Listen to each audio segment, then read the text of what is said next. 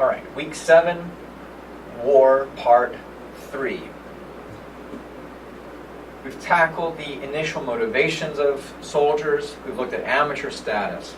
We've looked at some of the movements and strategies of the war, the impact of the war upon women and homes, on the home front. This week we're looking at the medical cost of war, specifically the Civil War. All right, what happens when this war, which is beginning to introduce more modern military equipment, what happens when this war is fought? What happens in terms of medical provisions? This was a war in which many people died not because of wounds that they didn't die on the battlefield. They died because of complications of disease, complications to injuries. And so it's important that we look closely at the medical conditions and the practices of doctors in Civil War camps. We'll be also looking at the end of the war. One of my favorite stories that I've come across is that of Wilmer McLean. I've written about this in our overview for the week, but as a small, random historical moment, Wilmer McLean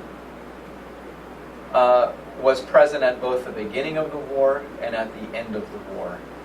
He did not fight in any of the battles, but it was upon his land, his property, that both the initial battle, the first battle of the Bull Run, or Battle of Manassas, there outside of Washington, D.C., was fought in his front yard. Right? In fact, Southern officers used his house as headquarters. He said that a cannon went through his chimney. And because of this battle, he decided it was best to leave. He packs up his family. He travels further south into Virginia to a small area known as Appomattox. And there, a few years later, on his front porch, he gets a knock as soldiers come and said, "Would it be possible for us to use your front parlor for a military meeting?" That military meeting brought the two leading generals of the North and the South armies, where the deal for a treaty was signed. Fascinating. Poor Mr. McLean. So this week we'll be looking more at that at the end of the war, at the meeting there at Appomattox.